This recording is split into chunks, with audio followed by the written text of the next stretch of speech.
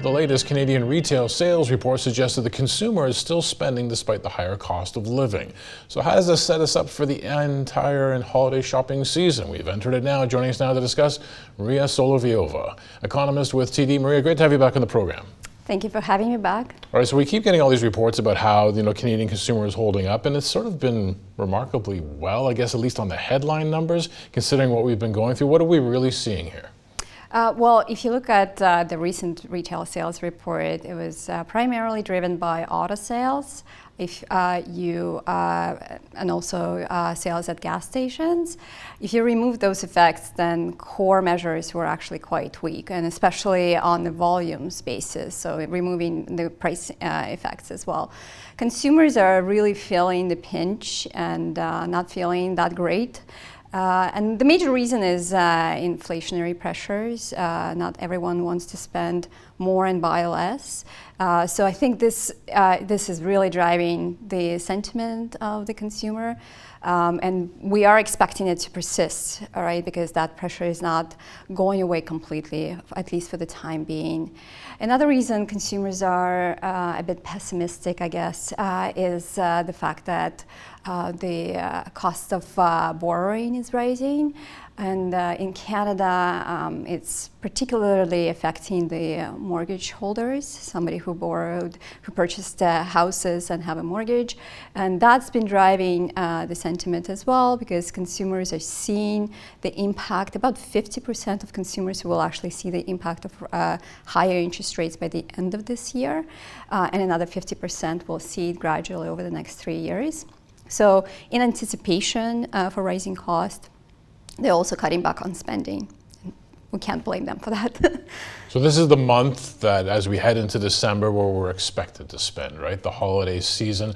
Obviously, the households are in a bit of a tough situation. Does it make it hard, though, heading into December to try to gauge exactly how the Canadian consumer will react? Because I mean, personally, I'll say discipline, Yeah. rein it in this year, and then you lose your mind every year. Yeah. Well, you do want to spend for your loved ones, right? I think Canadians are going to be looking for the bargain. So, fancy ties and granny's pies, maybe more granny's pies, but fancy ties at a discount potentially, right? So I think we will see probably after coming out of Black Friday and Cyber Monday, with some of the discounts. I'm sure retailers will be gauging where consumer is spending, potentially increasing those discounts as well. But I think the sentiment is that, you will continue to spend, but not at the same pace as before. Yeah, I splurged on a $25 scarf for the Black Friday sales, and it's only because it got really cold in Toronto in the past couple of days. So that's the Canadian situation. We know we have high household debt. We know we have higher borrowing costs and some concerns. What about the U.S.? I mean, there seems to be a bit more resilience in that economy when it comes to the consumer. Yeah, so there is definitely more resilience in the U.S.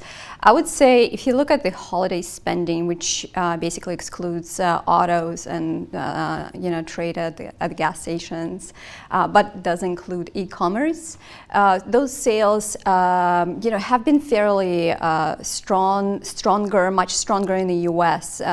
Even in the last couple of years, they were almost twice as strong as in Canada. So I think the U.S. consumer typically spends a little bit more, and we are expecting more momentum in sales for the U.S. consumer going forward in Q4 as well. Year on year, we're expecting about 4.5% growth, whereas for Canada, roughly half of that, in terms of the expectations for the Q4.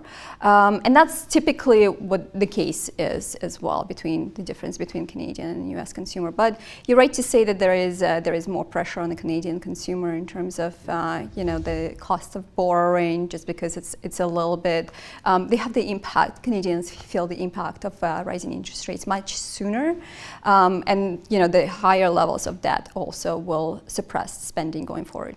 So if household debt and those higher levels keep us a little tighter with our cash this holiday season, what does it mean for the overall economy heading into 2024? Because if I'm not persuaded to spend big next month in December into the holidays, I definitely know I'm not going to be spending big through the first couple months of the year. It's usually the sort of shelter at home kind of months. Yeah, so the expectation is that Q1 of 2024 will be fairly weak, actually in both in Canada and the US, but in Canada that much weaker because of those debt levels. And we think that the higher cost of borrowing plus the higher levels of debt will have that difference, will drive that difference between Canada and US consumer.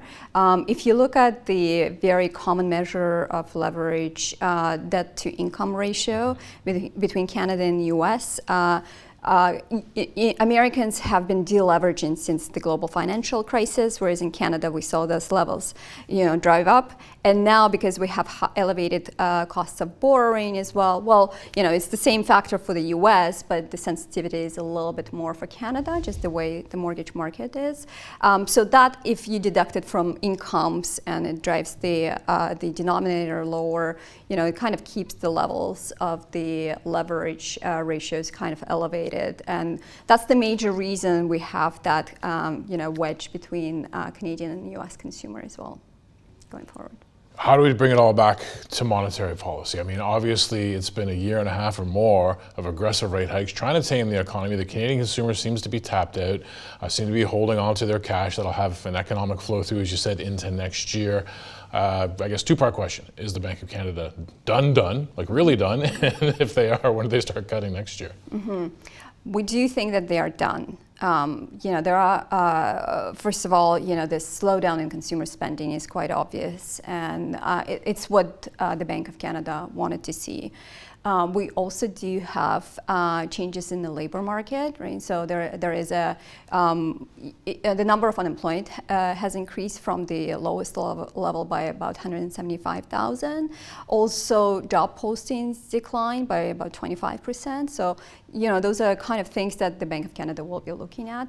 Inflationary pressure still remains, not maybe it hasn't cooled to the same level as the Bank of Canada would like to see. So there's still more work. So the Bank of Canada will remain hawkish in their tone. So they want to keep those financial conditions fairly restrictive. But at the same time, they are, there is no reason to, have another hike, in our opinion.